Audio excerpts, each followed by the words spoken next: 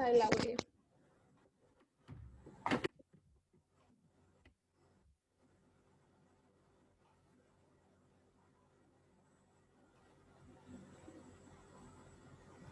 ¿Ahí se ve? Sí, podemos expandir la pantalla. Habría que expandirle la pantalla completa de la presentación para que podamos. Perfecto. Bien. Bueno, entonces yo hoy les voy a hablar de lo que es el dolor neuropático como consecuencia del tratamiento oncológico.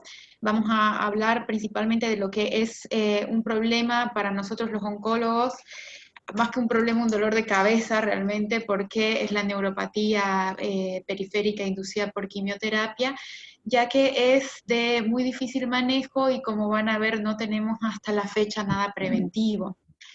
Lastimosamente es una condición que afecta mucho la calidad de vida de nuestros pacientes, así que me parece muy importante abordarlo.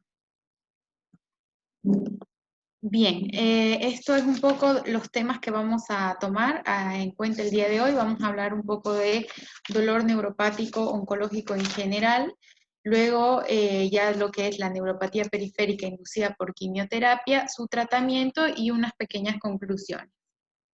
El dolor neuropático oncológico está definido por la IAS como un dolor producido como consecuencia directa de una lesión o enfermedad que afecta el sistema somatosensorial. Pero, ¿qué es lo que sabemos sobre el dolor oncológico de tipo neuropático? Como yo les decía, es un área actual de investigación en la cual se está haciendo muchos trabajos y diseñando muchas estrategias porque justamente es de muy difícil control. Epidemiológicamente, la prevalencia varía mucho, ya que, como van a ver y como les digo, hay muy pocos estudios hechos al respecto. Entonces, tenemos una prevalencia que va entre el 13.24 y 39%. El 64% del dolor neuropático oncológico está causado por el mismo tumor, principalmente los tumores que son, por ejemplo, de cabeza y cuello, también tumores en la próstata, en la mama, a consecuencia también del tratamiento, ¿no? Como es el dolor por una postmastectomía, la radioterapia, hoy que ya se ve menos como un efecto adverso, pero que todavía seguimos viendo, y principalmente por la quimioterapia. 3.5% en realidad no está asociado al cáncer, un 10% no tiene una relación directa ni con el tumor ni con el tratamiento. Son los pacientes que, por ejemplo, tienen neuropatías posherpéticas o neuropatías diabéticas que están relacionados con otra enfermedad de base del paciente. Y 2% nosotros no llegamos a conocer de dónde proviene ese dolor. El dolor neuropático oncológico es un dolor muy complejo, el 30% es mixto, esto quiere decir que tiene componentes tanto neuropáticos como somáticos. Es muy importante porque repercute mucho en la calidad de vida en el paciente, es un paciente que además del dolor no pierde la calidad del sueño, pierde la calidad de vida, entonces tiene una repercusión muy importante en lo que es la vida del paciente. Es el dolor más incidental y también está asociado con el dolor de tipo irruptivo. Genera mayor cronicidad, como vamos a ver, las neuropatías inducidas por quimioterapia en realidad se mantienen en los largos supervivientes mucho más allá y muchos años posteriores a que la persona termina su tratamiento. El 65% de personas van a describirlo como que sienten pinchazos o agujas. El tratamiento es menos eficaz es menos eficaz que en el dolor neuropático que no es de tipo oncológico.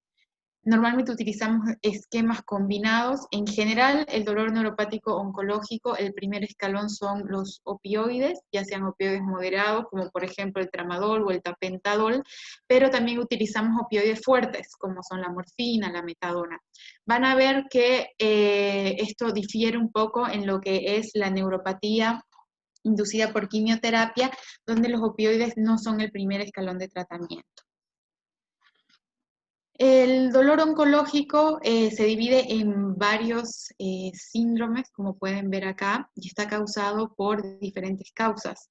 Nosotros dividimos al dolor tipo neuropático por oncológico en los síndromes neuropáticos, donde están incluidas las plexopatías, que puede ser cervical, braquial, lumbosacra, coxigia, las mononeuropatías, polineuropatías, las neuropatías sensoriales paraneoplásicas, pueden ser las mismas metástasis, neuralgias craneales, glosofaringias del trigémino y las radiculopatías. Nosotros vamos a enfocar hoy la charla en lo que es el dolor relacionado con el tratamiento del cáncer, principalmente por la quimioterapia, que corresponde a un 20.3% de los pacientes que reciben un tratamiento oncológico. En cuanto a la cirugía, como yo les decía, tenemos lo que es un síndrome post-mastectomía, post-toracotomía, post-disección radical, por ejemplo, el dolor fantasma en los pacientes que tienen sarcoma y en los que se amputan miembros. Con respecto a la quimioterapia, si bien la neuropatía periférica dolorosa es el principal y más común síndrome de dolor neuropático por tratamiento oncológico, la quimioterapia también puede producir un síndrome de Raynaud, complicaciones óseas por el tratamiento prolongado, por ejemplo, por los corticosteroides que utilizamos mucho. Se pueden producir necrosis avasculares y también fracturas por compresión de la vértebra, que esto igual genera dolor. Y la radioterapia, como yo les decía, que por suerte es cada vez menos frecuente, pero que sí puede generar plexopatías braquiales, la enteritis o proctitis crónica, esto es muy común en los pacientes con tumores de cuello uterino, que es de mucha prevalencia en nuestro medio, y también con tumores de recto, y se puede producir también el síndrome doloroso del períneo. ¿Esto por qué es importante? Es porque en realidad cada una de estas causas que genera dolor por tratamiento va a tener una distinta sintomatología. Y espero que hayan varios oncólogos clínicos en la charla. Nosotros no hacemos una buena exploración ni un buen diagnóstico clínico del dolor neuropático oncológico. Entonces tenemos que prestar atención primero que todo a la causa del mismo. Entonces, ahora nos vamos a enfocar en lo que es la neuropatía periférica dolorosa inducida por quimioterapia. La neuropatía periférica inducida por quimioterapia es la complicación neurológica más frecuente del tratamiento del cáncer. Va a afectar aproximadamente a una tercera parte de los pacientes. La mayoría se presenta el primer mes de la quimioterapia, un 60% a los 3 meses, pero fíjense que hay un 30%, que no es menor, de los pacientes que van a presentar una neuropatía periférica inducida por la quimioterapia luego de la finalización del tratamiento. Este es un síndrome que deteriora la funcionalidad, que compromete la calidad de vida y que conlleva a una reducción o suspensión del tratamiento, condicionando o disminuyendo la sobrevida del paciente.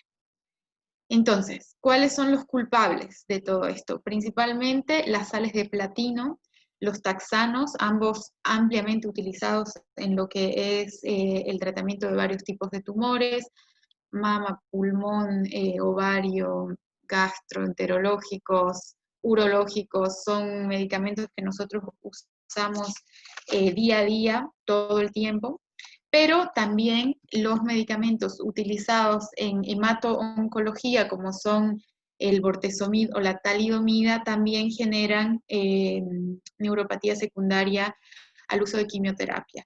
Cabe mencionar acá que con el advenimiento de nuevas terapias target o inmunoterapia, la inmunoterapia también genera una neuropatía inducida por el medicamento que es mucho menos frecuente. Esta en realidad se presenta en un 3% con el uso de pembrolizumab y en un 1.8% con el uso de anti-CTLA-4 del ipilimumab.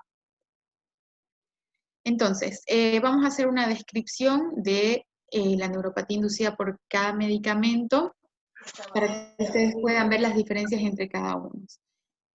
Cuando es generada por los platinos, el que más la produce es el cisplatino o el oxaliplatino, este segundo de mayor prevalencia. Depende de la dosis, es decir, a mayor dosis acumulada, el riesgo de sufrir una neuropatía post-quimioterapia es mayor. Más o menos un 28% de los pacientes van a desarrollarla y esta va a ser sintomática, y de los cuales 6% van a sufrir polineuropatías que son incapacitantes, que no solo nos van a obligar a interrumpir el tratamiento oncológico, sino que van a condicionar la vida de ese paciente, incluso si haya terminado los ciclos de quimioterapia que tiene que recibir. Principalmente es de tipo sensorial, como yo les decía, la mayoría de los pacientes se van a quejar de que tienen parestesias, pérdida de la sensibilidad, hay disminución o pérdida de los reflejos tendinosos, y estos síntomas normalmente son reversibles después de que se produce una interrupción del tratamiento, pero el problema es que la recuperación es muy lenta. Como pueden ver acá, la incidencia con el oxaliplatino es mayor que con cisplatino y mucho mayor que con el carboplatino. El mecanismo de acción de estos medicamentos es que dañan el ADN. Y la fisiopatología, brevemente hablando de la neuropatía inducida por quimioterapia, es la alteración de estos receptores, principalmente los TRPV1 y TRPA. Van a ver que esto es muy importante porque actualmente se están utilizando como blancos moleculares para el tratamiento de este tipo de neuropatías. En cuanto a lo que es la neuropatía debido a los alcaloides de la vincristina es un medicamento mucho más neurotóxico, es el más neurotóxico en los alcaloides de la vinca. Si bien nosotros en la neoplasia sólida los utilizamos, es un medicamento que es mucho más utilizado por el hemato-oncólogo. Alrededor de un 50% de los pacientes que reciben vincristina van a experimentar una neuropatía periférica. Estas no son completamente sensitivas, sino que se presentan como de tipo sensitivo motor, y van a incluir un entumecimiento y hormigueos de las manos y los pies. Al igual que con el cisplatino, este tipo de neuropatía también es reversible con la interrupción del tratamiento. Otro tipo de neuropatía con un medicamento que utilizamos mucho es el paclitaxel.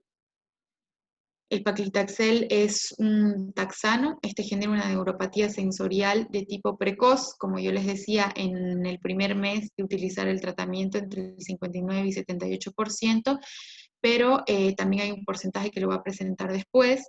Es dependiente de dosis y también es dependiente del tiempo en el que nosotros hacemos la perfusión del paclitaxel. Mientras más corta sea la perfusión del medicamento, el riesgo de tener una neuropatía es mayor. También producen parestesias, entumecimiento, hormigueo, ardor y muchas veces alodinia. La alodinia es un síntoma muy importante y que en general nosotros no exploramos de una manera correcta.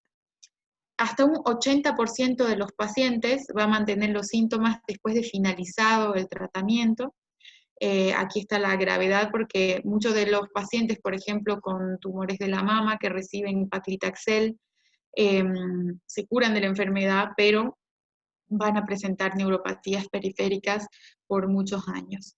La neuropatía por el docetaxel es menos frecuente que la producida por el paclitaxel, esta solo se presenta en 1 a 9%, pero el problema, y como saben los oncólogos, es que nosotros no siempre podemos cambiar o intercambiar los taxanos, es decir, si bien algunas veces se podría utilizar un docetaxel en vez de paclitaxel ante la presencia de una neuropatía periférica, que además es la toxicidad limitante de dosis de este fármaco, no siempre es posible y muchas veces el paclitaxel tiene sus propias indicaciones y el docetaxel las suyas. Otra cosa que es importante es que actualmente utilizamos nab-paclitaxel o el paclitaxel que va unido a la albúmina, y es importante recalcar que nab-paclitaxel tiene un porcentaje menor de neuropatía periférica.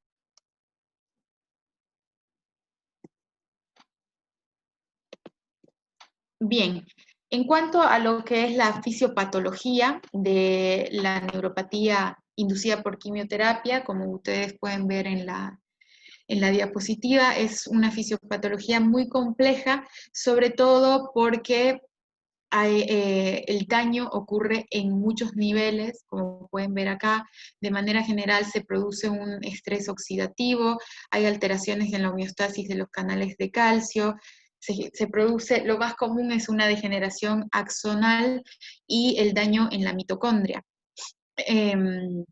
Recuerden que la mitocondria está encargada de generar energía celular y que también actúa en los mecanismos de apoptosis y es actualmente el principal blanco de tratamiento y de desarrollo de investigación para fármacos en lo que es la neuropatía periférica.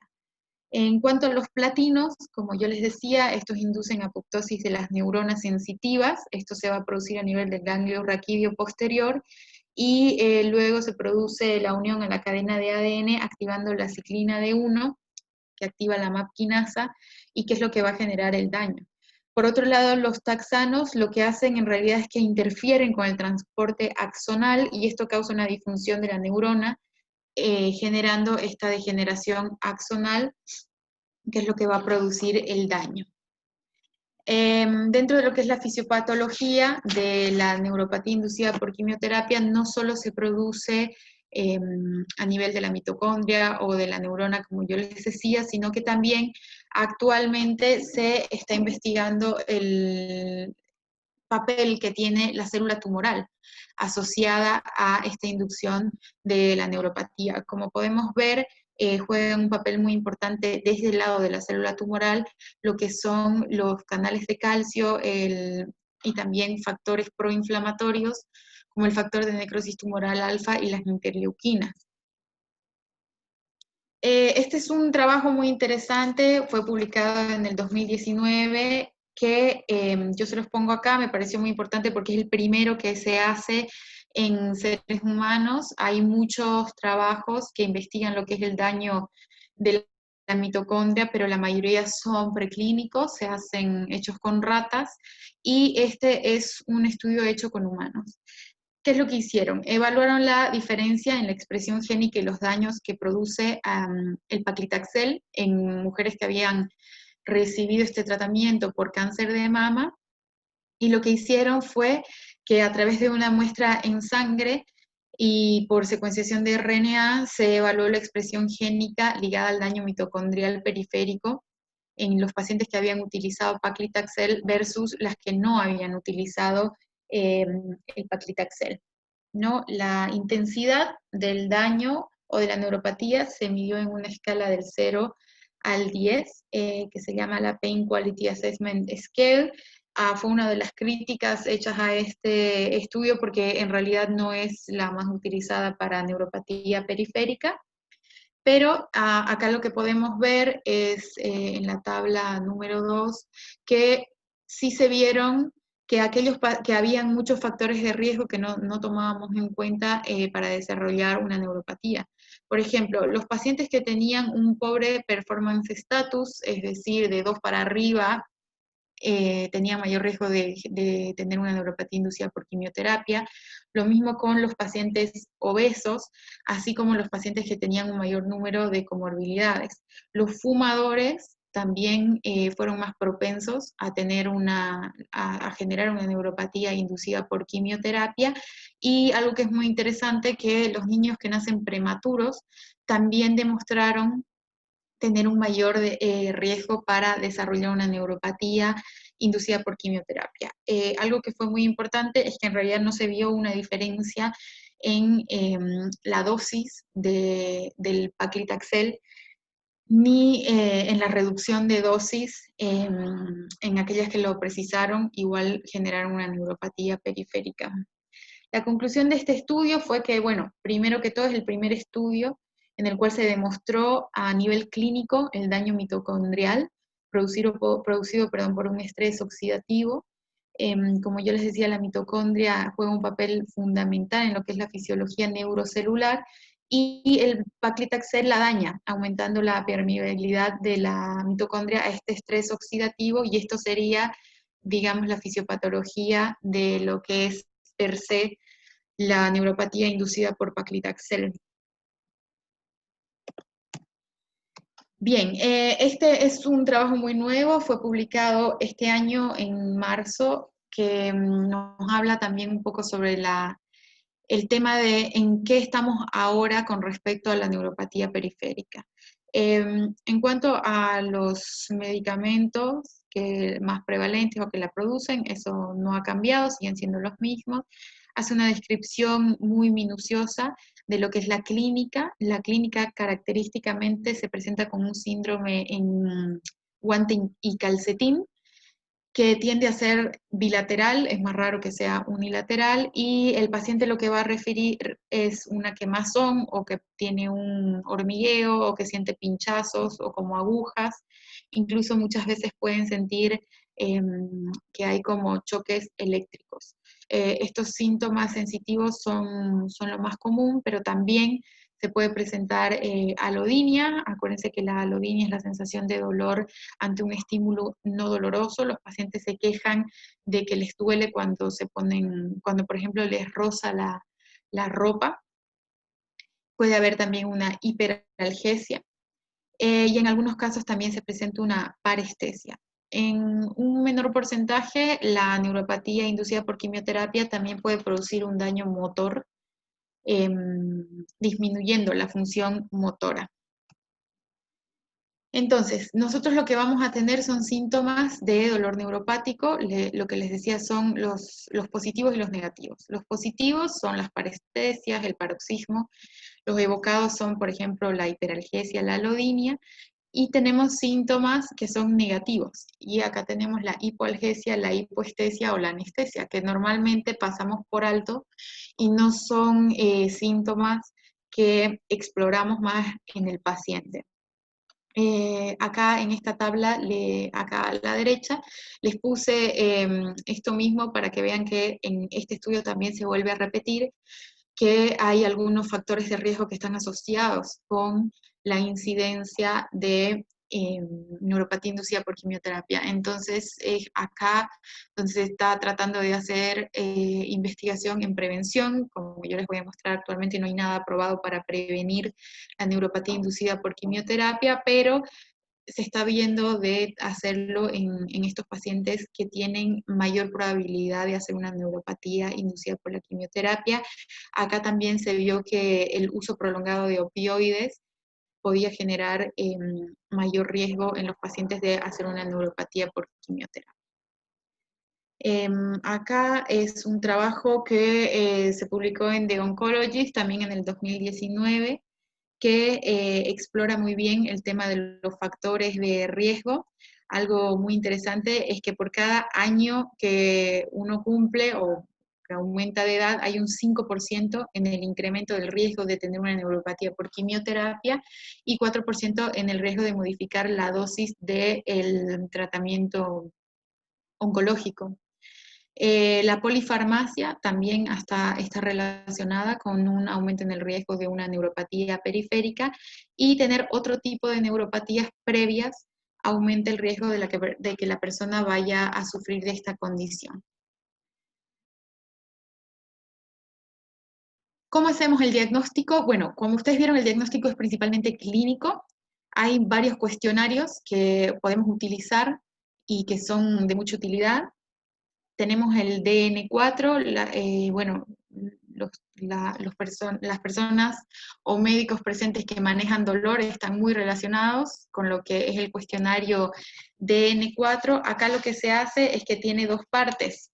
Está la primera parte, en la cual se hace la entrevista al paciente, y en la segunda parte se llena el cuestionario en base a la exploración al paciente. Acá se hace una evaluación sensorial, por ejemplo, generando pinchazos al paciente y ver si es que hay una hiperestesia, y también se pueden evaluar las alteraciones de aumento de dolor con el uso de un cepillado, por ejemplo. Entonces, si tenemos un puntaje total de 4 o más, quiere decir que estamos frente a un dolor que tiene mecanismos neuropáticos implicados. La escala de Lanz es muy similar, también lo que hace es que evalúa signos y síntomas neuropáticos, Esta escala también está dividida en dos partes. En la primera lo que se hace es una descripción sensorial agrupada y hacemos el examen sensorial. Aquí evaluamos síntomas como la disestesia, la alodinia, el dolor paroxístico, cambios autonómicos o el ardor. Y en la segunda parte ya lo que estudia o lo que evalúa es el dolor evocado al examinar el umbral del dolor y la existencia o no de alodinia. Acá se puntúa en mayor o menor a 12, un puntaje mayor o igual a 12, también ya nos habla de que hay mecanismos neuropáticos implicados en este dolor. De todos modos, el ideal es el CIP-N, es el que deberíamos hacer todos, pero es bastante largo, tiene más de 57 preguntas, entonces hace que en la práctica y en la consulta día a día, sobre todo en una consulta oncológica, los oncólogos presentes saben que el tema del tiempo es un problema para nosotros para poder investigar el tema de este efecto adverso, pero idealmente es el que se debe hacer.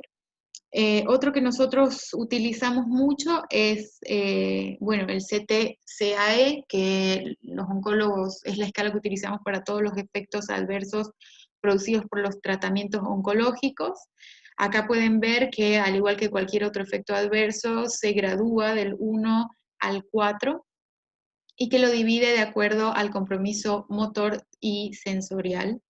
Esto son las guías del ABC Cáncer, pero ¿qué es lo que pasa? Muchas veces utilizando esto no evaluamos bien lo que es la neuropatía periférica inducida por quimioterapia. Estas son solo algunas de las preguntas del CIP-N20. Hay una versión corta que es el CIP-N15. Sería lo ideal, pero en el día a día es difícil ponerlo en práctica. Yo pienso que con un DN4 o un DN4 asociado al CTCAE podríamos hacer una mejor evaluación del síntoma. Lo recomendable es hacerlo previo a cada ciclo de quimioterapia. En cuanto a lo que es el tratamiento, primero tenemos que dividir lo que es el dolor neuropático producido por el tumor y el dolor producido por el tratamiento, en este caso por la quimioterapia. En aquel dolor oncológico neuropático producido por el tumor, el pilar del tratamiento sistémico son los opioides. Los opioides que podemos empezar con un opioide del segundo escalón, como es el tramadol. El tapentadol es un medicamento de muy buen uso y en el dolor neuropático, pero producido por el tumor y siempre asociado a los coadyuvantes. Esto lo vamos a hacer de acuerdo a nuestra escala analgésica. Por otro lado, tenemos lo que es el dolor producido por el tratamiento, en este caso la quimioterapia. Acá en realidad los opioides son un segundo o tercer escalón. Lo que utilizamos en primera línea son antidepresivos, anticonvulsivantes y últimamente con el advenimiento de los tratamientos tópicos, ya sean en parches o en crema, que están siendo ampliamente utilizados. Acá podemos ver que en general, ¿no?, el tratamiento del dolor neuropático oncológico tiene muchos componentes, ¿no? Los fármacos como los antidepresivos, la duloxetina es definitivamente el fármaco de elección en primera línea para la neuropatía inducida por quimioterapia, pero también utilizamos antidepresivos como la amitriptilina o la nortriptilina, y utilizamos anticonvulsivantes como gabapentina, pregabalina. Esto es muy importante de mencionar y hay un estudio que en realidad compara duloxetina y pregabalina en aquellos pacientes que tenían neuropatía inducida por quimioterapia y la gabapentina demostró ser menos efectiva que la duloxetina. A pesar de que nosotros la usamos ampliamente en primera línea, hay que desaconsejarlo, ya que es la duloxetina la que debe ser indicada en primera línea. En cuanto a lo que son los tratamientos tópicos, se pueden hacer combinaciones de ketamina, amitriptilina y baclofeno, los parches de lidocaína, que nosotros los tenemos acá disponibles, también son de mucha utilidad, asociado al tratamiento sistémico con muy buenos resultados, así como también el uso de la capsaicina en parches o en crema. El tema con la capsaicina, a pesar de que ha demostrado tener excelentes resultados y tenemos estudios muy nuevos al respecto, es que genera muchísimo ardor al paciente. Entonces, nosotros lo que estamos haciendo es utilizar una concentración de capsaicina menor previo el uso de lidocaína para disminuir esa sensación de ardor que tiene el paciente. Los opioides, como yo les decía, están más bien en una segunda o tercera línea. Si tenemos una neuropatía inducida por quimioterapia ya de un grado 2, 3, ahí sí los utilizamos. Iniciamos con un opioide de tipo tramadol o tapentadol asociado al antidepresivo, o lo vamos aumentando de acuerdo al grado, pero ya en un grado 3 para adelante, en un grado 2 reducimos la dosis del fármaco oncológico, ya en un grado 3 para adelante se debe suspender el tratamiento oncológico. Es muy importante mencionar el apoyo psicológico. La terapia cognitiva conductual ha demostrado ser de mucha utilidad en estos pacientes, y en cuanto al tratamiento no farmacológico, en algunos casos se puede aplicar frío, calor o la acupuntura, que también ha demostrado ser de mucha utilidad. Acuérdense que en el principio de la charla les decía que la neuropatía inducida por quimioterapia también se asocia mucho a lo que es el dolor refractario. Y bueno, el dolor refractario, que es también otro dolor de cabeza porque genera mucha complicación al momento de tratar. Lo más importante es que debemos hacerlo desde un equipo multidisciplinario, y definitivamente estos pacientes deben ser referidos a una unidad de dolor, porque seguramente se debe escalar ya en un cuarto escalón, valga la redundancia, del manejo de dolor. Esto es un poco lo que yo les decía. Ya un grado 2, grado 3 es considerado urgente, ¿no? Debemos actuar inmediatamente. Lo más importante es que tenemos que cortar el medicamento oncológico y hacer el tratamiento, ¿no? Como pueden ver ahí también, de primera línea está en lo que es el tratamiento farmacológico la duloxetina, se puede usar también la gabapentina, los opioides, que pueden ser de acción corta o de acción prolongada. A nosotros nos está yendo muy bien con el uso de duloxetina y tapentadol, por ejemplo. Ya cuando del grado utilizamos los parches de lidocaína o la crema de capsaicina. Se pueden asociar también corticosteroides, sobre todo en el caso de la neuropatía inducida por inmunoterapia. Y hay algunos trabajos con mentol tópico, que pareciera ser que está siendo de mucha ayuda, así como también el uso médico de cannabinoides, que en la charla del anterior sábado también se mencionó que son muy buenos coadyuvantes. ¿Qué es lo que tenemos oficialmente, por decirlo así? Bueno, las guías de JCO o de ASCO, que son un poco casi la Biblia de los oncólogos. ¿Qué es lo que dicen? Primero, en cuanto a la prevención, que se ha dicho mucho, hay algunos esquemas descritos, pero hasta la fecha no hay ningún agente recomendado en la prevención de la neuropatía inducida por quimioterapia. No debemos ofrecer a nuestros pacientes ni amitriptilina, ni pregabalina, no se debe hacer de manera preventiva, porque en realidad no sirven. Hay mucho al respecto, pero no, de manera preventiva no se debe hacer. Lo único preventivo y lo que sí se debe hacer es, previo a cada ciclo de quimioterapia, con fármacos que sabemos que son de alto riesgo de generar una neuropatía inducida por quimioterapia, y en todos estos pacientes que yo les mostré que tienen factores de riesgo para tenerla, hacer una muy buena exploración del síntoma y sí detectarlo rápido, porque al detectarlo rápido y empezar a tratar rápido, ahí sí hay un impacto en el tratamiento y en el control del síntoma. Lastimosamente hay un porcentaje de los pacientes que tienen el fenómeno de coasting o el fenómeno de arrastre, que a pesar de que empecemos el tratamiento en un grado 1 rápidamente, con el tratamiento de primera línea, van a tener no solo la permanencia del síntoma, sino que el empeoramiento del mismo, y esto va a generar que tengamos que discontinuar el tratamiento. Es un porcentaje que no es muy alto, pero que está presente. ¿Qué es lo que sí recomienda? Entonces, las guías de ASCO para la neuropatía inducida por quimioterapia. La primera línea, como veíamos, es definitivamente la duloxetina. Y después sí podemos utilizar otros fármacos, ¿no? Como son antidepresivos tricíclicos, la gabapentina, y el uso de tratamiento tópico, que puede ser, por ejemplo, como yo les decía, se hacen compuestos de amitriptilina con ketamina y baclofeno, se utiliza mucho lo que son los parches de lidocaína, los parches de capsaicina o el uso de la capsaicina en crema tópica. Otras guías que son muy importantes, estas las usan mucho más lo que son los especialistas en dolor, en las unidades de dolor, son las guías GADO, ¿no? Que como pueden ver acá, este es un esquema bastante práctico, y a mí me gustan un poquito más porque son un poco más precisas que las guías ASCO para el manejo de dolor neuropático oncológico.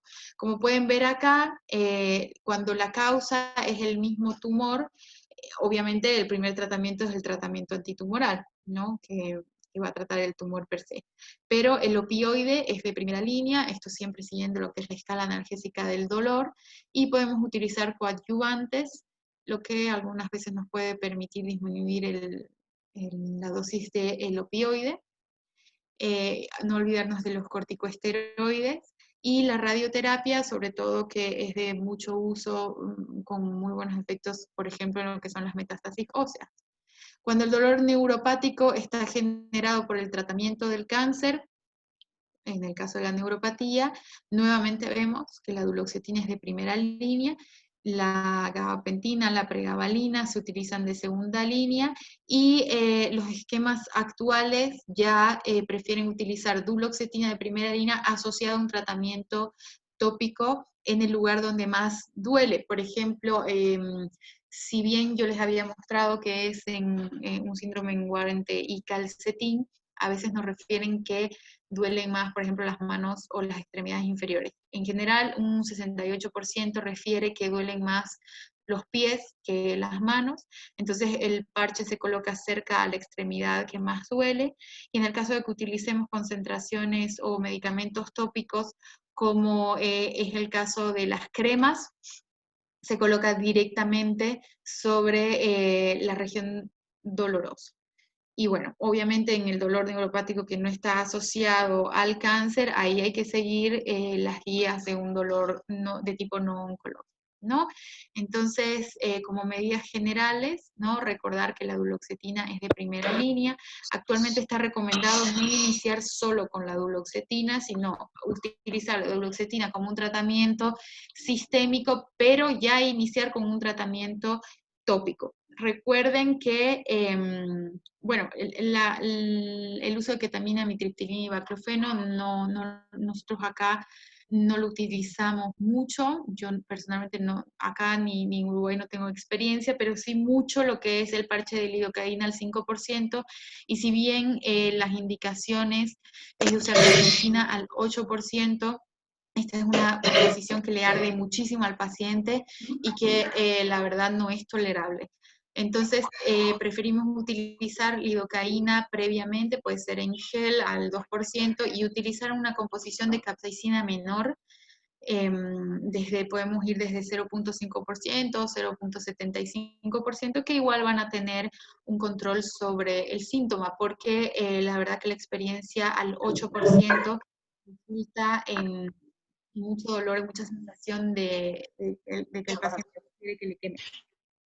Los opioides los utilizamos en segunda línea cuando nuestra primera línea ha fracasado. Iniciamos normalmente con opioides de tipo tramadol o tapentadol. El uso del tapentadol lo que tiene a su favor es que tenemos la opción retard, con lo cual bien, y bueno, si aumenta, si tenemos que escalar en un opioide de tipo metadona, por ejemplo, que es muy bueno en el manejo de dolor neuropático.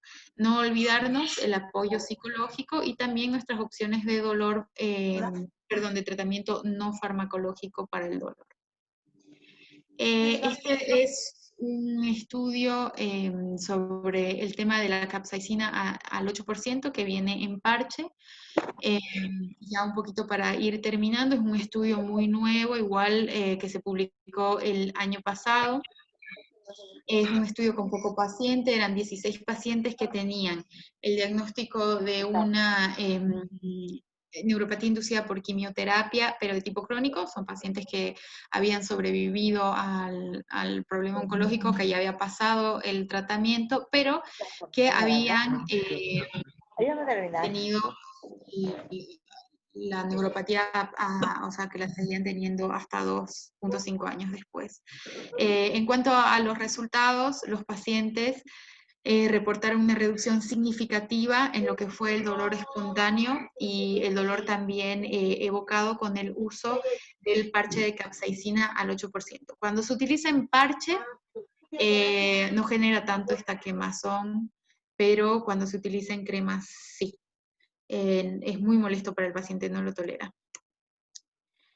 Bien, y actualmente se está investigando mucho al respecto, sobre todo se le está dando mucha importancia a lo que es el tratamiento tópico, como yo les decía, se hace con mentol, pero este estudio tiene muchas críticas, no fue randomizado, son pocos pacientes, pero parecería ser que genera un control local del síntoma, y bueno, ya un poco las combinaciones que vimos.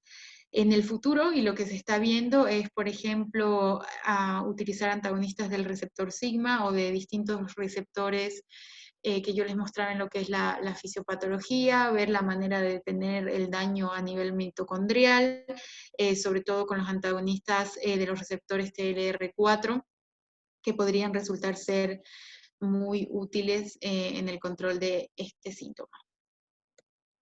Como conclusiones, recordar que hasta el 20% del dolor neuropático es iatrogénico, es decir, que nosotros lo producimos, en realidad que es causado por el tratamiento oncoespecíficos. Los oncólogos tratamos poco o mal la neuropatía inducida por quimioterapia. El dolor neuropático oncológico, que está causado por el tumor, el opioide es el tratamiento de primer escalón, no así en la neuropatía inducida por quimioterapia, donde vimos que nuestro primer escalón es sobre todo medicamentos de tipo duloxetina.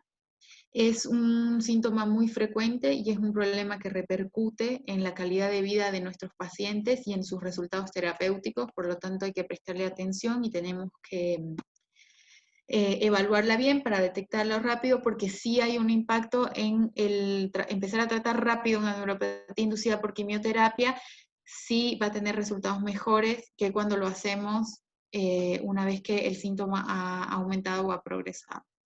Recuerden que la duloxetina es el medicamento de elección y actualmente ya se utiliza en conjunto de primera línea con analgesia tópica, sean los parches de lidocaína o de capsaicina. Hay que prestar atención a los síntomas, a lo que refiere el paciente, porque si bien lo más común es que nos digan que le arde o que tiene pinchazos, muchas veces pasamos por alto otros síntomas como son, por ejemplo, la alodinia. Debemos utilizar las escalas. Todos los oncólogos que hagamos tratamiento con medicamentos como los que les mencionaba, platinos, taxanos, alcaloides de la vinca y ahora también la inmunoterapia, por lo menos utilizar una o dos escalas previo a cada ciclo de tratamiento para poder evaluar bien este síntoma y empezar a tratarlo rápido. Y lo más importante, esto se hace de una manera multidisciplinaria. Para eso, y por suerte, las unidades de dolor hoy en día ya las tenemos incorporadas en la mayoría de nuestros hospitales en el país, así que tenemos que tratar a estos pacientes de manera multidisciplinaria. Muchas gracias. Agradecerte, querida Lucía, por la presentación. Gracias. A todos los que tengan dudas y preguntas sobre la charla, la vamos a realizar cuando terminemos la segunda charla de la doctora Evelyn. Entonces lo pueden escribir en el chat para que las podamos responder al final. Muchas gracias, Lucía. Vamos a continuar con la presentación de la doctora Evelyn Murillo. Ella es especialista en medicina interna, tiene un posgrado en cuidados paliativos y dolor, tiene un posgrado en salud, en educación superior en salud, es subdirectora del Hospital Oncológico, coordinadora y docente de la unidad de posgrado de la Unifrance y es presidenta de la Asociación de Alianza Departamental de Cuidados Paliativos Regional Santa Cruz. Entonces le damos la bienvenida. Ella nos va a ayudar con el tema de manejo del dolor en el paciente a domicilio, que es muy importante. Entonces le invitamos, doctora. Muy buenas noches a todos. Agradezco de sobremanera a la doctora Rosemary Morales por el dinamismo que tiene y la organización periódica de actividades. Este octubre ha sido un mes muy importante en el tema del dolor, pues se celebra el Día de Alivio del Dolor, también el Día de los Cuidados Paliativos, y son actividades que van enlazadas, ¿no? Siempre en pro del paciente.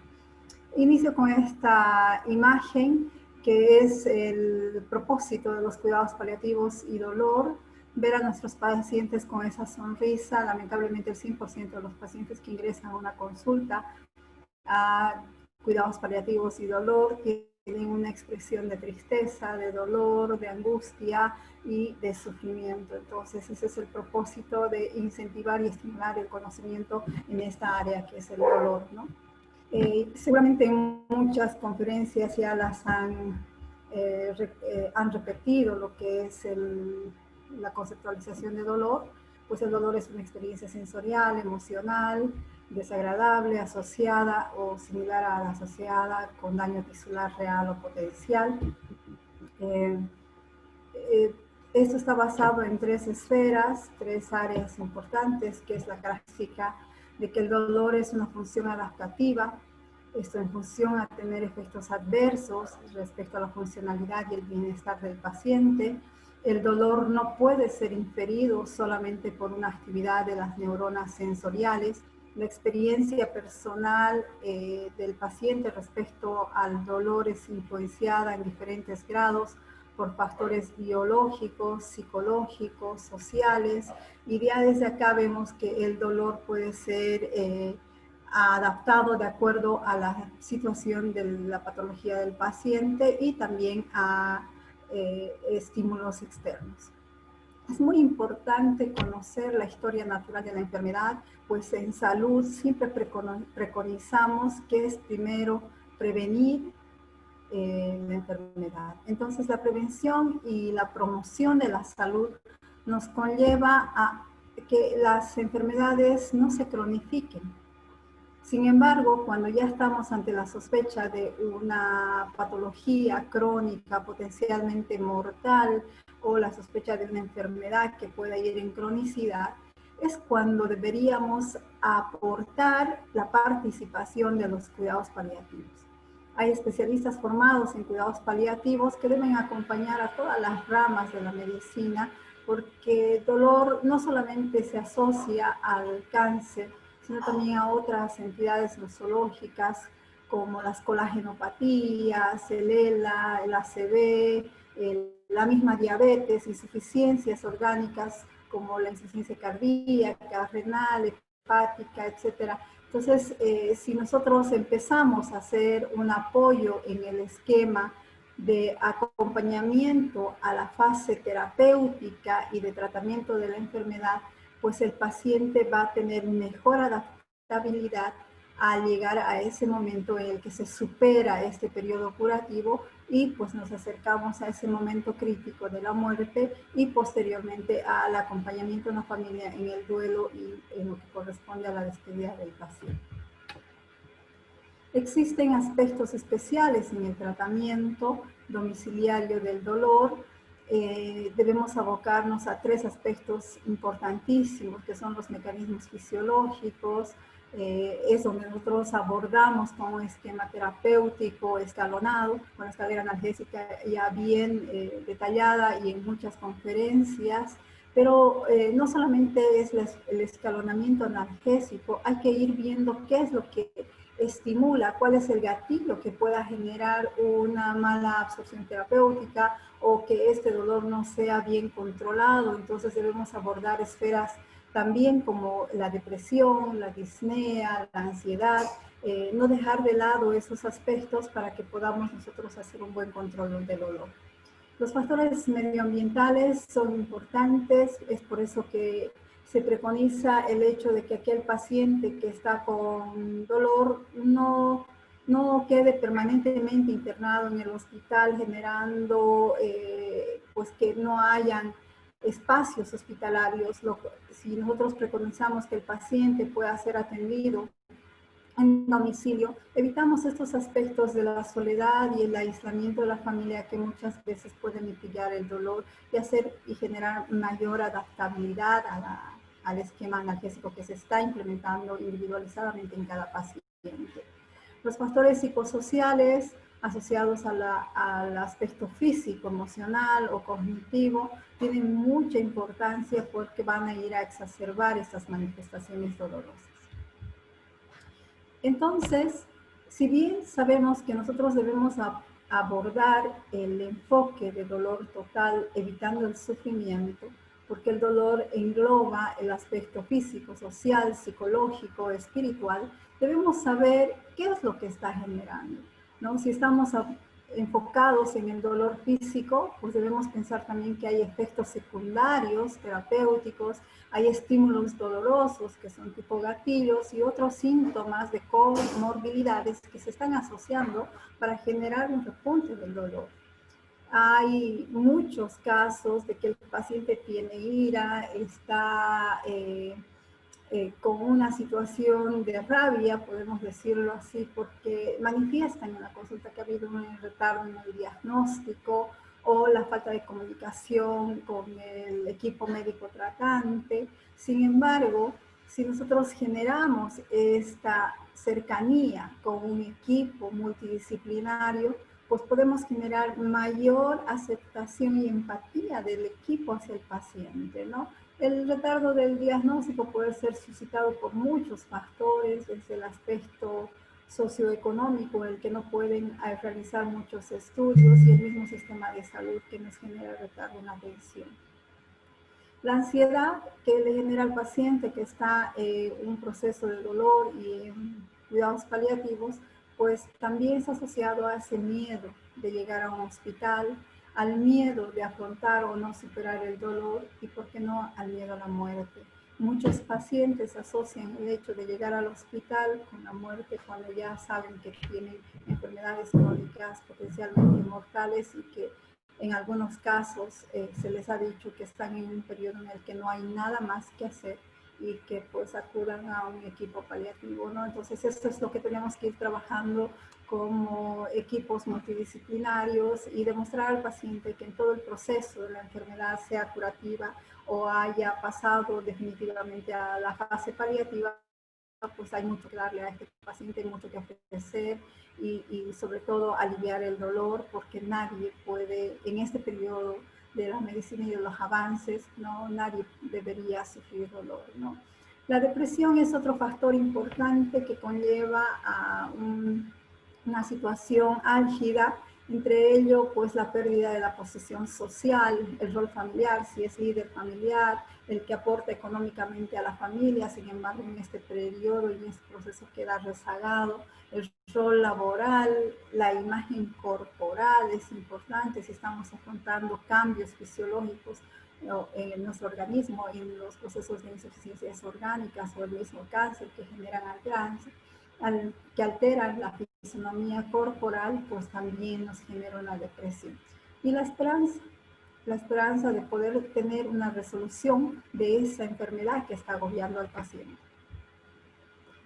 En febrero de este año, nuevamente la Organización Mundial de la Salud y la Panamericana de la Salud emiten que el cáncer es la segunda causa principal de muerte en las Américas y que 22.4 millones de personas con cáncer tienen algún tipo de manifestación de dolor en algún periodo de la evolución del cáncer Y de este total, entre el 75 y 80% pues requieren atención del dolor, ¿no? Sin embargo, es bien complejo cuando nosotros leemos en los análisis de qué grupos de pacientes están recibiendo atención en dolor y cuidados paliativos, y tan solo a nivel mundial alcanza el 14%, ¿no? Entonces, ¿qué es lo que podemos pensar? Que hay un 86% de personas que requieren de la asistencia paliativa y dolor para poder mitigar ese síntoma que debería ser controlado diariamente y en todos los niveles de atención de salud, y pues llegar al alcance de todo el territorio nacional, ¿no? Sobre todo hablando de nuestro país, que en este momento sabemos que solamente contamos con 19 equipos de cuidados paliativos a nivel nacional y que hay un equipo por cada 600.000 personas, ¿no? Ese es el último reporte que contamos, y realmente nos debe llamar la atención y pensar que debemos buscar un crecimiento en la mirada paliativa de la atención de los pacientes, ¿no? Anualmente hay 40 millones de personas que necesitan cuidados paliativos, y solo el 78% de ellas, y el 78% de ellas pues vive en países de ingreso bajo, ingreso mediano, que limita la accesibilidad a los cuidados paliativos, siendo que estas tienen como base el mejorar la calidad de vida de los pacientes y de sus familias cuando afrontan problemas de orden físico, psicológico, social y espiritual inherentes a una enfermedad potencialmente mortal. Y no solamente del paciente, de su entorno social o de la familia, también del equipo que está a cargo del cuidado de este paciente. Existen sí limitantes para poder generar mayor aceptación en el uso de opioides, pues sabemos que estos tienen restricciones legales porque son fiscalizados, el acceso al alivio del dolor se queda limitado. Nosotros como institución hemos ido ahondando en la necesidad de incrementar el acceso, en este caso vamos a manifestar a la morfina. Se ha logrado generar cambios en estos últimos años, hay más accesibilidad. Sin embargo, existen periodos donde no tenemos ni cómo llegar al alcance porque no existe en el mercado. Entonces es difícil, y demostrado esto está a nivel latinoamericano, donde los últimos reportes indican que nosotros tenemos el 0.6% de acceso a la morfina. Es una situación muy crítica. Si nosotros en todas las áreas de la salud generamos una concientización, pues vamos a poder llegar a un alcance mayor en la cobertura de salud de todos los pacientes y en todo el territorio nacional. La falta de formación y concientización sobre los cuidados paliativos en los profesionales también es un obstáculo importante, porque esto puede generar una mejora en la atención de la salud a nivel nacional.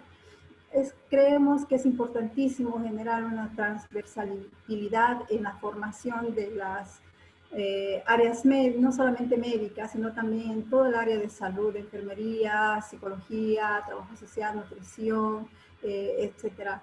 Y más allá del área médica, en otras formaciones también, para que el conocimiento de los cuidados paliativos sea transversal. Y no solamente como formación posgradual, también debería ya estar insertado en pregrado, para que cuando este profesional que se esté formando no esté formado solo para poder atender a las enfermedades, que tenga la capacidad de atender todo tipo de enfermedades, sino que empecemos atendiendo a la persona. Y conociendo a la persona, podemos atender individualizadamente la enfermedad que está quejando a este paciente. Creo que hay que priorizar en ese sistema, y pues esperemos que los que están en gobierno en este momento y los que vengan posteriormente pues tengan la mirada hacia la salud, incrementando la necesidad de cuidados paliativos en la población. Una asistencia paliativa temprana reduce las hospitalizaciones innecesarias y el uso de los servicios de salud. Totalmente demostrado en estudios internacionales, donde hay una reducción innecesaria de acudir a la consulta por dolor a los hospitales de tercer nivel, segundo nivel, que genera un colapso de la atención en las emergencias.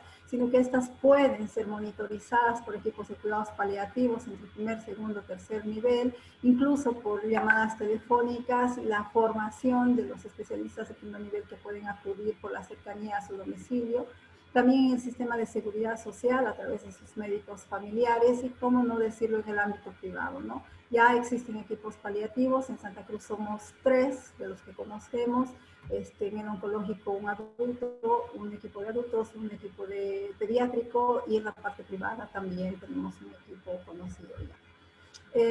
Los grados de recomendación para poder abordar el tratamiento de dolor en domicilio son con una evidencia B, todos prácticamente. De los que más resaltan, los pacientes deben recibir información acerca del control del dolor y control de síntomas y ser incentivados a tomar un rol activo. Fundamental que el paciente conozca su enfermedad. Para ello, el abordaje es importantísimo, hablar con el paciente, con las familias, saber qué es lo que saben de la enfermedad, conocer hasta dónde quieren que se les informe de la enfermedad, evitar ese cerco de silencio que estamos adaptados y que lo escuchamos diariamente en la consulta, el temor a que al conocer que tienen un diagnóstico potencialmente mortal, un desarrollo de la enfermedad crónica, pues este paciente genere mayor depresión, pero si el paciente sabe y también él solicita que la familia no se entere, entonces ese cerco de silencio nos genera mucha complicación y es momento de poder abordar con el equipo y hablar con la familia, con el paciente y el equipo médico también para poder abordar y hacer que la actividad en el rol protagónico del tratamiento del paciente sea más dinámica. Las organizaciones sanitarias, tanto públicas como privadas, deberían garantizar coordinación entre los distintos servicios y ámbitos asistenciales y la continuidad de los cuidados durante 24 horas del día y los 365 días del año. Sería fantástico poder llegar a los hogares de todos los pacientes que están atravesando dolor y puedan recibir ese tipo de atención durante las 24 horas del día. Sin embargo, la formación de profesionales en manejo del dolor todavía no está dando un alcance necesario. Es por eso fundamental que entre al sistema de salud para generar una cobertura mayor y dar alivio en ese tema de atención de salud a los pacientes. La asistencia domiciliaria es indispensable para los pacientes. La familia debe ser educada para la ejecución de los cuidados básicos, de cuidados paliativos, como también en la administración de medicamentos. La vía de administración terapéutica de mayor respaldo en los cuidados paliativos es la vía oral y la vía tópica. Posteriormente a ello, una vez que van superando las necesidades, se tiene que ir adaptando, y una de las formas de mayor respuesta es dar enseñanza o brindar enseñanza a los familiares y a los cuidadores más cercanos de cada paciente. Siempre enfatizar que el cuidado y la atención es individualizada, la tolerancia es individualizada y por ende la formulación va a ser individualizada. La valoración de síntomas debe ser individualizada, adaptada al enfermo y su familia, y debe ser persistente en el tiempo, dar sostenibilidad. Es por eso que se insiste en que el sistema de salud tenga dentro de sus esquemas terapéuticos la atención direccionada a los cuidados paliativos y dolor. La administración de analgésicos debe ser pautada, debe monitorizarse la respuesta al tratamiento y adecuar la dosis de forma individualizada, y debe seguirse las recomendaciones de analgesia crecientes según la Organización Mundial de la Salud para la intensidad de dolor y la comorbilidad de cada paciente. Siempre preconizando el autocuidado entre todo en este tipo de pacientes. Aquí un ejemplo nada más para determinar quiénes pueden atender el dolor en domicilio. Si bien ya un equipo ha instaurado, ha hecho el análisis de qué requiere el paciente en domicilio, pues se puede ir formando cadenas de cuidados paliativos y dolor en todas las áreas y todos los niveles de formación. Es así que un médico general que estuviera en primer nivel con el conocimiento de atención en dolor puede hacer la asistencia, y cuando requiera apoyo está la línea telefónica o en su defecto la asistencia del médico especialista o de todo el equipo. En el equipo multidisciplinario están también los asistentes sociales, los farmacéuticos, el psicólogo, etcétera, todos los que puedan aportar en el tratamiento individualizado de ese paciente.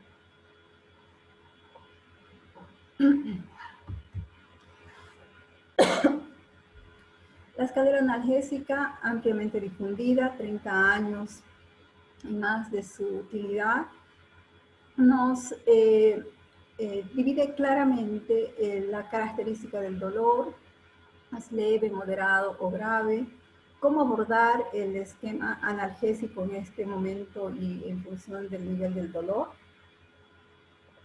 sea a través de analgésicos no opioides o opioides menores o en su caso opioides mayores.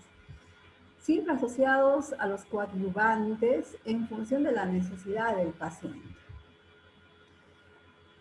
Existen muchas formas de controlar el dolor. Estas deben tener registro individualizado diario y horario en los pacientes, no solamente en la consulta, también en la visita domiciliaria y mucho más en la visita domiciliaria, porque hoy puede ir el médico y mañana estará la psicóloga y pasado mañana estaría el rehabilitador. Todos son formados en manejo del dolor y el registro tiene que ser pormenorizado.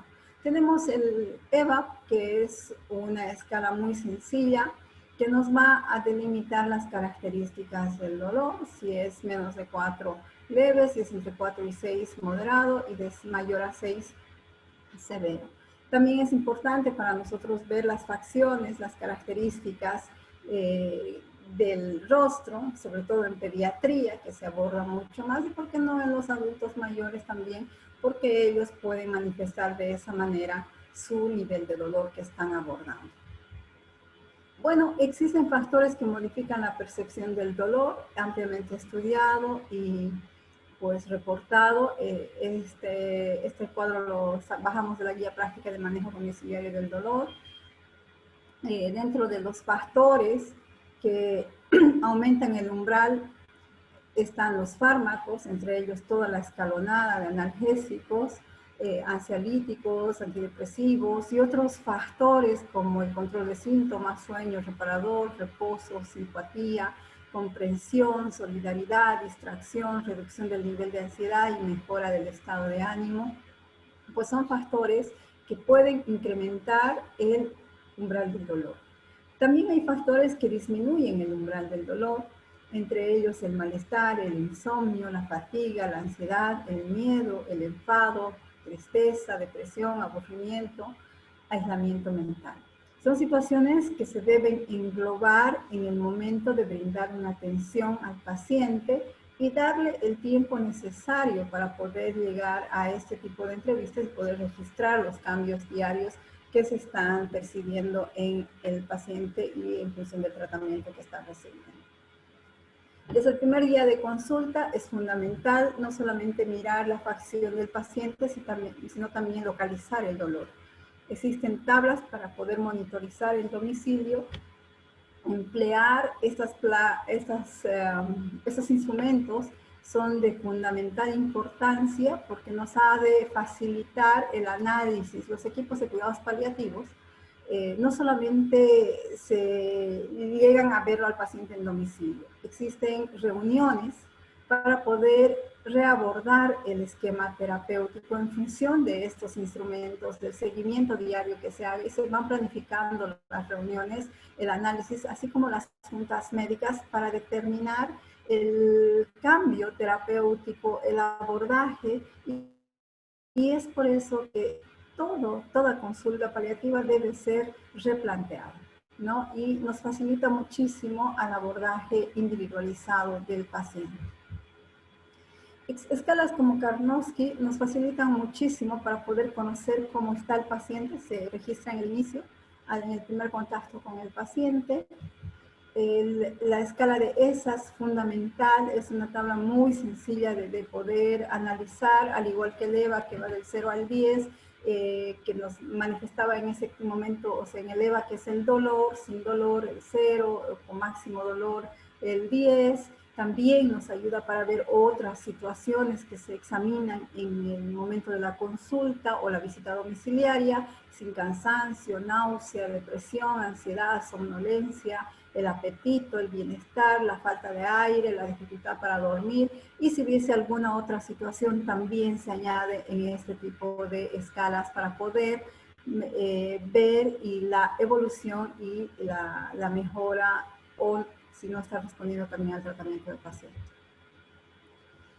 Debemos conocer el tipo de medicamentos o analgésicos que ha estado recibiendo el paciente desde el primer momento de la consulta, ver la escalonada y el ascenso del dolor, si se ha empezado con un dolor leve o se ha empezado con un dolor severo y ha ido reduciendo. Este tema del dolor es muy dinámico en función de la situación que se encuentre, la evolución de la enfermedad, la aparición de problemas externos, medioambientales, psicológicos, etcétera, que van modificando esto, y debemos tener un registro pormenorizado, y es eso que se va evaluando en las juntas de cuidados paliativos. Y bien, hay muchos casos de dolor que, si bien de forma escalonada se fue titulando, y a pesar de todo ello vemos casos como un dolor mal controlado, un rápido desarrollo de la tolerancia al medicamento, un dolor refractario, dolor difícil de tratar, efectos secundarios. Entonces es cuando abordamos lo que llamamos el ascensor analgésico, porque muchas veces se puede dar inicio con un intervencionismo, sea un bloqueo, se limita, se disminuye la situación de dolor, y obviamente se va asociando a otro tipo de fármacos y medidas no farmacológicas también, que eso está ampliamente respaldado, y más aún este año con el acta médica costarricense, donde se hizo un análisis entre abril y junio del 2020, donde están manifestando el retiro de la escalera analgésica de la OMS por algunas limitaciones como estrategia para el control del dolor relacionado en cáncer sobre todo, ¿no? Dentro de las limitaciones, pues tiene 30 años de estar presente la escalera analgésica, que había que ir analizando, pero obviamente que ha ido en ascenso, ¿no? En un inicio eran 3 escalones, actualmente estamos en el 5º escalón. La recomendación escalonada queda en función de cada paciente, y cada equipo que está atendiendo al paciente tiene limitaciones, sí, como la ausencia de un algoritmo específico para el tratamiento del dolor neuropático, los opioides que no son de primera línea en el dolor neuropático, la radioterapia paliativa, el tratamiento intervencionista del dolor, la ausencia de técnicas no farmacológicas, y la evaluación completa de componentes no sensitivos discriminativos del dolor, que son los fundamentos para esa emisión del retiro de la escalera analgésica de la OMS. Y en Bolivia, pues nosotros nos asombramos cuando encontramos este tipo de reportes en el periódico. Pues lamentablemente Bolivia aún queda ajeno de una norma que garantice una muerte digna ante la medicina paliativa. No tenemos reglamentación legal que estipule el uso de los cuidados paliativos o el ingreso de los cuidados paliativos en un sistema de salud con una gran necesidad de atención y alivio del dolor de los pacientes. Y entonces, cuando hablamos de transversalidad de la educación y formación en cuidados paliativos, también debemos pensar que los abogados deben estar inmersos en esta formación, porque creemos que ya es momento de pedir que haya una posibilidad de emitir el testamento vital, ¿no? Y no hayan dificultades legales posteriores para el equipo que está atendiendo a esos pacientes en fases de terminalidad. Y bueno, pues les dejo con esta imagen, que creo que ya estamos muchos años en esta lucha, y esperamos que este triunfo con los 10% para salud, ojalá lo logremos alcanzar, sea una apertura para que también los cuidados paliativos estén dentro del Sistema Nacional de Salud. Quedo abierta a cualquier tipo de consulta. Gracias. Muchísimas gracias, Evelyn. Excelente presentación. La verdad que Nosotros felices por tenerte en esta presentación. Pues vamos a comenzar con las preguntitas. Vamos a decirle a la doctora Lucía que se pueda conectar. Hay una pregunta en la cual dice, ¿cuál es su experiencia en el uso de tapentadol en el dolor neuropático versus los neuromoduladores convencionales? Bien, creo que acá lo importante es, como decíamos al principio, diferenciar lo que es el dolor neuropático oncológico por su mecanismo de acción, ¿no? Es decir, en lo que es el dolor neuropático producido por el tumor, ahí sí el opioide es de primera línea. Obviamente, dependiendo de la intensidad y las características de dolor, dependerá el opioide que optemos con el cual iniciar. Si es un dolor muy intenso, sabemos que debemos pasar directamente a un opioide de tercer escalón. Y ahí el neuromodulador en realidad actúa como un coadyuvante que es muy bueno, que no es uno o el otro, sino que actúa como coadyuvante, para la redundancia, de lo que es el opioide. No es así el caso de la neuropatía inducida por la quimioterapia. En la neuropatía inducida por quimioterapia, el opioide no es el tratamiento de primera línea. En realidad, tampoco el neuromodulador, sino lo es la duloxetina. Los neuromoduladores de tipo, por ejemplo, gabapentina o pregabalina quedan para una segunda línea. En algunos casos se hace en combinación, y el opioide puede ser para una segunda o tercera línea en el caso que ya no podamos controlar el síntoma. Pero lo importante es definir qué tipo de dolor neuropático es para saber con cuál medicamento vamos a empezar. Exacto, coincido con la doctora Lucía. Para guiarnos en el tratamiento de si vamos a comenzar opioides, si vamos a comenzar antidepresivos, si vamos a comenzar neuromoduladores como los anticonvulsivantes, es importante identificar el tipo de dolor que tiene el paciente por cáncer. En el caso de la mayoría de los dolores neuropáticos que nosotros tratamos son asociados a los tumores, entonces ahí sí va a cambiar completamente el esquema en control del dolor. En el caso de dolor neuropático asociado a la quimioterapia o postquimioterapia, el esquema es distinto, y como lo decía la doctora Lucía, pues hay que comenzar con la duloxetina en primer lugar, y si está con mucho dolor, acompañarlo de tapentadol, que es una excelente acción por su mecanismo dual. Bueno, nos están felicitando desde Sucre. La doctora Lorena Medina dice, felicidades por tan excelente ponencias, un gran saludo desde Sucre, un saludo doctora, un abrazo, saludos hasta Sucre. Hay una pregunta en la que dicen, un paciente que es para cuidados paliativos en las terapias con psicología, ¿la familia puede participar de dichas terapias o solamente está direccionado al paciente? Muchas gracias. Evelyn. Sí, primero, gracias Lorena, un placer tenerte aquí en la audiencia. La atención de cuidados paliativos va direccionado no solamente al paciente, es un abordaje que llega al entorno familiar, al entorno social y al equipo que está brindando el apoyo. Muchas veces no participa solo la familia, sino en algunos casos son los vecinos los que van a brindar apoyo en el cuidado, y entonces todo lo que corresponde a la capacitación, las terapias, la atención multidisciplinar va direccionado a todo el ámbito que está en torno al paciente. Entonces, lo fundamental es llegar a que haya una participación activa del paciente en torno a su enfermedad, y que toda la familia conozca y participe del proyecto que se está enfatizando individualizadamente en cada paciente. Gracias, Evelyn, gracias. Bueno, buenas noches, felicidades por la excelente presentación en la organización. Muchas gracias, doctora Lorena. Bueno, yo quería conversar en realidad los temas que estamos dando estos sábados han sido con la idea de poder capacitar a las personas desde todos sus hospitales, centros de salud, ciudad donde estén, que podemos ayudar a que el paciente con cáncer, de seguro el médico de emergencia va a llegar un paciente con cáncer, en un centro de salud va a llegar un paciente con cáncer, y el alivio del dolor es re importante. Quisiera que Lucía nos puedas ayudar un poquito a identificar, muchos de los pacientes hacen después de la quimioterapia, que es distinto al dolor inducido, dolor neuropático post-quimio. No sé si nos podés ayudar un poco en eso.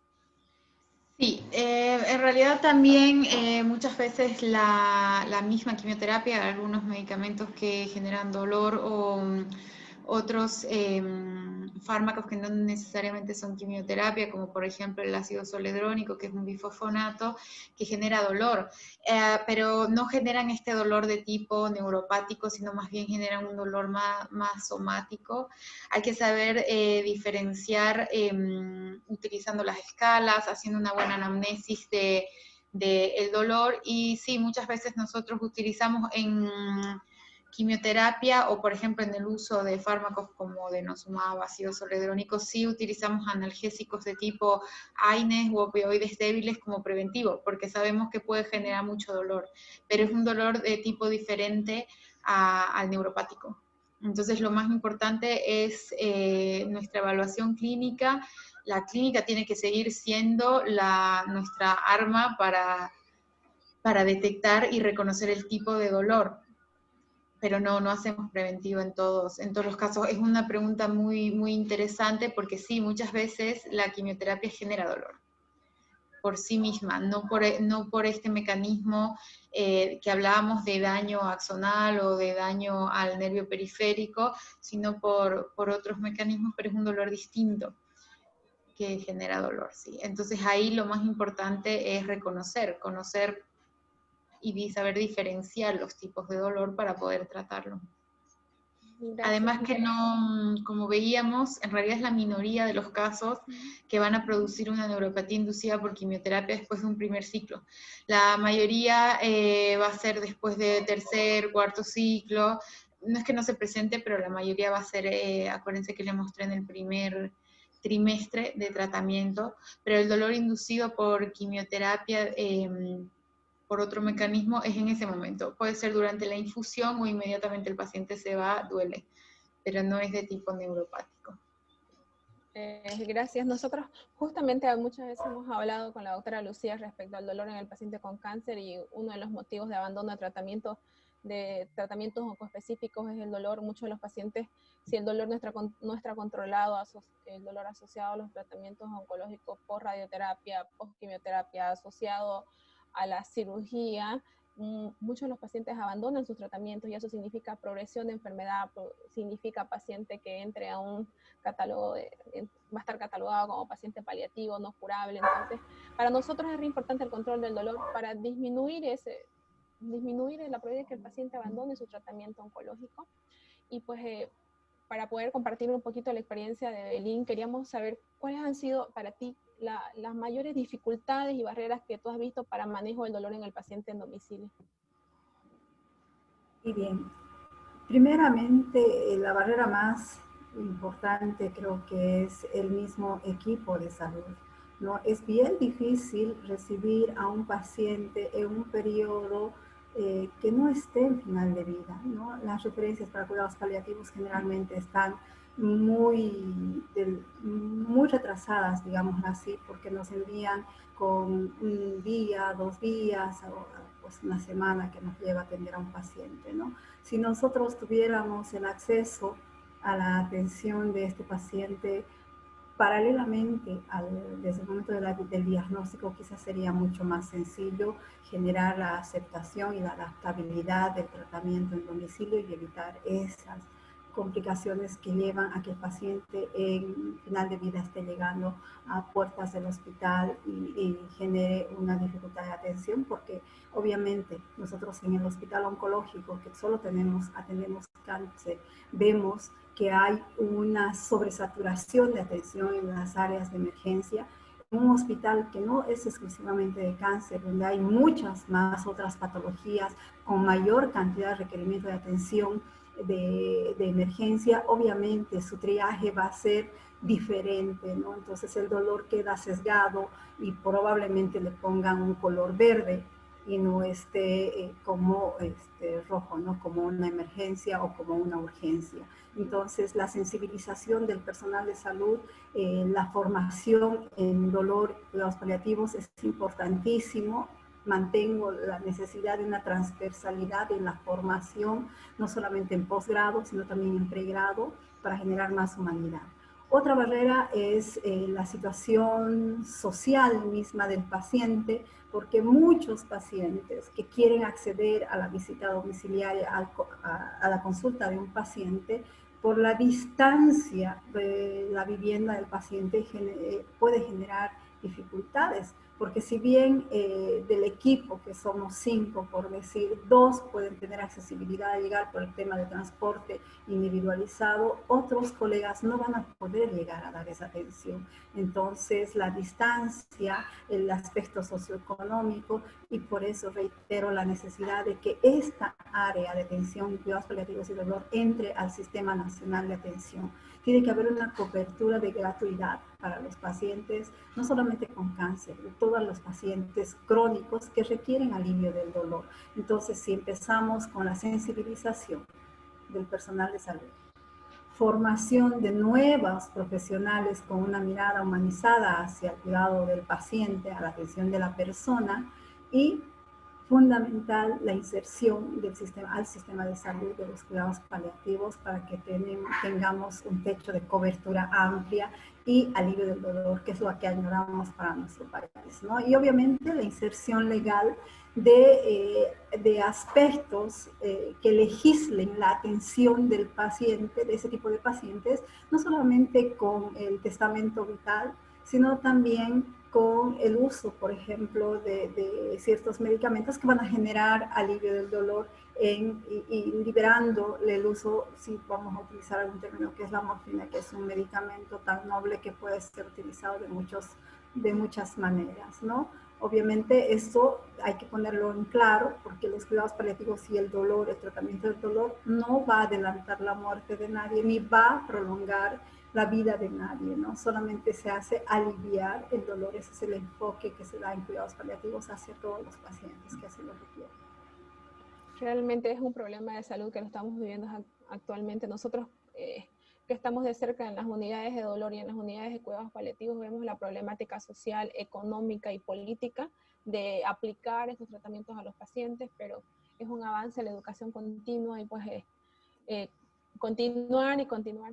Tenemos otras preguntas. Y creo que también un poquito añadiendo a Evelyn, es otra barrera el mismo personal médico, porque realmente no está todavía muy poco incluido en nuestro idioma lo que es el equipo de cuidados paliativos, su importancia, el que tiene que ingresar desde el diagnóstico prácticamente el paciente oncológico. Entonces, hay que partir también de ahí. Yo igual estoy 100% de acuerdo, cuidados paliativos debería ser desde el pregrado una materia obligatoria, porque no solo porque el médico se vaya a dedicar a cuidados paliativos, sino porque esa visión humanizada y diferente de la medicina va a generar sistemas de salud diferentes. Y yo creo que eso es muy importante. Esperemos que así sea, sí. Esperemos lograr cambios. Hoy una pregunta, dice: buenas noches y felicidades por la presentación. Gracias, Mabel. En el dolor neuropático, ¿existe sinergia de terapia? En el dolor neuropático, ¿existe terapia sinérgica de terapia del dolor y la radioterapia antiálgica? Claro, la radioterapia también tiene indicaciones en dolor, ¿no? Antiálgica. Por ejemplo, en una compresión medular, que es un dolor de tipo neuropático, la radioterapia es definitivamente el tratamiento de primera línea, no solo con el criterio analgésico, sino con tratar el mismo tumor. Lo que yo les decía, ¿no? Cuando el dolor neuropático está generado por el tumor, el primer tratamiento es el tratamiento oncológico, ¿no? Ya sea la quimioterapia o, por ejemplo, la radioterapia en el caso de una compresión medular. Pero ahí sí, la coadyuvancia, ya sea con corticoides o también con, por ejemplo, medicamentos de tipo gabapentina, amitriptilina, pregabalina, son muy útiles y actúan de manera sinérgica. ¿Sí? Perfecto. Pues bueno, agradecer a todos y gracias por las palabras que nos están compartiendo de aliento para continuar con la educación médica continua. Agradecer a Evelyn, agradecer a Lucía por la presentación, excelente presentación. Y pues comentarles a todos que vamos a seguir el próximo sábado con temas de educación en psicología en dolor, radioterapia en dolor, y pues los esperamos para la próxima presentación. A todos aquellos que quieran acoplarse les vamos a mandar el link. Agradecer al Laboratorio Grunenthal por siempre ayudarnos y pues compartir esto, que lo que estamos buscando, un mundo sin dolor, control del dolor en el paciente y en los cuidados paliativos. Es importante que nosotros podamos continuar con este enfoque que tenemos de tratar de cambiar la vida del paciente, no importa si esté en el hospital, esté en su casa, en donde se pueda. Y pues agradecer a todos por estar presentes hoy día. Muchísimas gracias a todos por las palabras bonitas y los esperamos el próximo sábado. Muchísimas gracias, doctora Rosemary, doctora Evelyn, doctora Lucía. Para nosotros como laboratorio es un verdadero placer poder estar aquí con ustedes. Ya si bien es cierto, estas reuniones, como usted dice, se están desarrollando de manera semanal. Nuestra única intención es poder llegar a más médicos y utilizar todos los medios que estén a nuestro alcance para que podamos llegar a nuestro propósito, que es vivir por un mundo sin dolor. Y como dice en la imagen, es un hermoso día para salvar vidas. Muchísimas gracias a todos los presentes, los esperamos el próximo sábado. Bendiciones, si tienen alguna duda nos las pueden hacer comunicar. Hasta luego, gracias, buenas noches. Hasta luego a todos, que tengan muy buena noche. Gracias, doctoras. Hasta la próxima. Hasta la próxima.